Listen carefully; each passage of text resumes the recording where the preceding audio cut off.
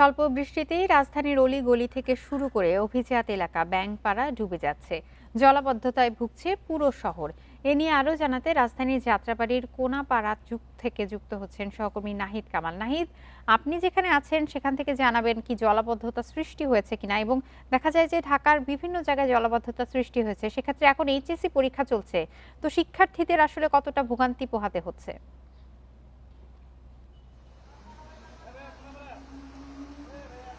আসলে গত কয়েকদিন ধরে টানা যে বৃষ্টি হচ্ছে সেই বৃষ্টির কারণে এরই মধ্যেই রাজধানীর বিভিন্ন এলাকায় কিন্তু ডুবে গেছে। এর মধ্যে বিশেষ করে বেশ কিছু নিচু অঞ্চল কিংবা পর্যাপ্ত পানি অপসারণের জন্য ড্রেনেজ ব্যবস্থাপনায় অনেকটাই পানি জমে থাকা এবং সেখানকার অব্যবস্থাপনার কারণে বেশ কিছু এলাকা থেকে কিন্তু এখনো পানি নামেনি। এই মুহূর্তে আমি আছি ঠিক যাত্রাবাড়ি থেকে কোনাপাড়ার যে সড়কটি রয়েছে সেই কোনাপাড়ার এখনকার যে সড়কটি এটি শামসুল হক খান স্কুল অ্যান্ড কলেজ, যেটি ঢাকার একটি পুরো দেশের একটি স্বনামধন্য শিক্ষা প্রতিষ্ঠান, যেখানে কয়েক হাজার শিক্ষার্থীরা এখানে পড়াশোনা করে।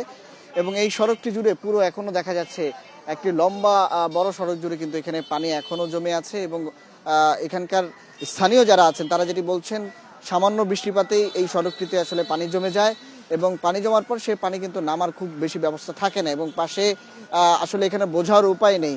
আপনি আমার সহকর্মী হৃদয়কে বলবো, যেই সড়কটি দেখা যাচ্ছে ঠিক পাশেই কিন্তু ড্রেনেজ রয়েছে, ডান পাশেই কিন্তু এটি একটি খাল, কিন্তু খালের পানি আর রাস্তার পানি পুরো এক হয়ে গেছে। খালের যে ময়লা জীবাণুযুক্ত যে পানি আছে এবং ড্রেনেজের সবকিছু বাসাবাড়ির ময়লা পয়বর্জ্যর যে পানি, এবং সেটি পুরো সড়কে এখন কিন্তু সড়কের যে বৃষ্টির পানির কারণে যে জলাবদ্ধতা তৈরি হয়েছে সেই জলাবদ্ধতার কারণে আসলে পুরো ড্রেনের পানি, খালের পানি এবং সড়কের বৃষ্টির পানি সব একাকার হয়ে একেবারে জনদুর্ভোগ যেমন সৃষ্টি হয়েছে। এখানকার স্থানীয় যারা আছেন তারা কিন্তু দীর্ঘদিন ধরেই এই দুর্ভোগ পোয়াচ্ছেন বলে আমাদেরকে জানিয়েছেন। এখনকার আসলে সড়ক জুড়ে যে পরিস্থিতি, আসলে বিভিন্ন জায়গায় আমরা দেখছি যানজটের পরিস্থিতিও তৈরি হচ্ছে এবং স্বাভাবিকভাবে বিশেষ করে স্কুলগামী যারা আছেন এবং কলেজগামী যারা আছেন দীর্ঘদিন ধরেই এই পরিস্থিতি সৃষ্টি হচ্ছে এবং দুর্ভোগ পোহাচ্ছে সাধারণ মানুষ। তো সেক্ষেত্রে সংশ্লিষ্ট কর্তৃপক্ষের পক্ষ থেকে কিছু জানানো হয়েছে কিনা, কোনো ব্যবস্থা কি নেওয়া হবে কিনা?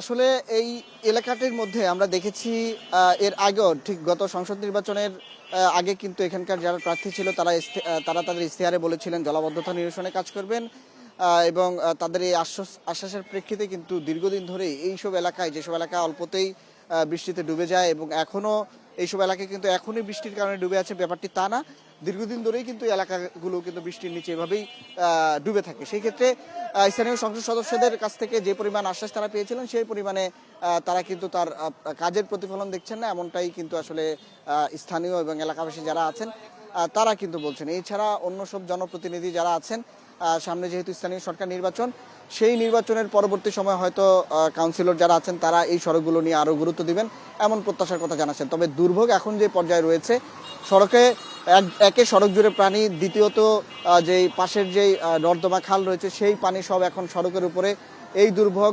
সেই সাথে হচ্ছে বিভিন্ন পানিবাহিত রোগের কিন্তু একটি আশঙ্কা রয়েছে, যেহেতু স্কুলগামী কলেজগামী এবং এই সড়কটি দিয়ে দৈনিক মানে বলবো যে কয়েক হাজার মানুষ যেমন চলাচল করছে এবং বিভিন্ন গুরুত্বপূর্ণ যানবাহনও কিন্তু এই সড়কটি দিয়ে চলাচল করছে।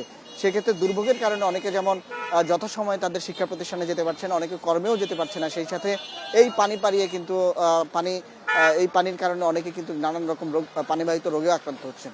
তো সবকিছু মিলে এখনকার যে এই পরিস্থিতি, এখনো এই এলাকায় জলাবদ্ধতা রয়েছে এবং স্থানীয় চরম দুর্ভোগে কিন্তু আছেন ঠিক কোনাপাড়ার ফার্মেন বোর্ড এলাকার মধ্যে। এই ছিল আসলে রাজধানীর জলাবদ্ধতার আমার কাছে সর্বশেষ খবর। যাত্রাবাড়ি থেকে জানাচ্ছিলেন সহকর্মী নাহিদ কামাল।